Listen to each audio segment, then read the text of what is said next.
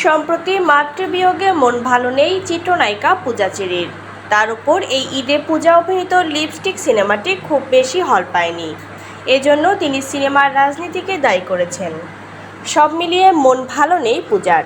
জাতীয় একটি গণমাধ্যমকে তিনি জানিয়েছেন এটি তার ক্যারিয়ারের অন্যতম একটি কাজ, অথচ সারা দেশের দর্শকের কাছে ছবিটি নিয়ে যাওয়া সম্ভব হয়নি। এবার ঈদে 11টি সিনেমা হলে মুক্তি পেয়েছে।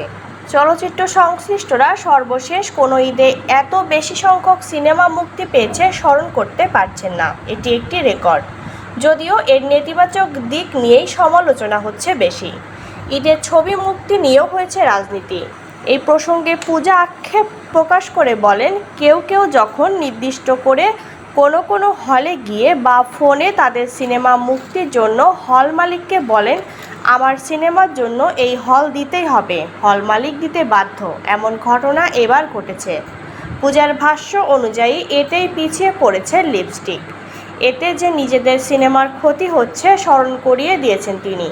এভাবে ভালো সিনেমার পথ রুদ্ধ হলে কিভাবে আমাদের সিনেমা ঘুরে দাঁড়াবে প্রশ্ন রেখে এই অভিনেত্রী আরও বলেছেন, সিনেমায় নোংরা রাজনীতি ঢুকে গেছে। লিপস্টিক সিনেমায় আদর আজাদের বিপরীতে অভিনয় করেছেন পূজা চেরি। স্টার সিনেপ্লেক্সে কোনো শো না থাকলেও ব্লকবাস্টার সিনেমাস, লায়ন সিনেমাস সহ 8টি হলে মুক্তি পেয়েছে লিপস্টিক ছবিটি।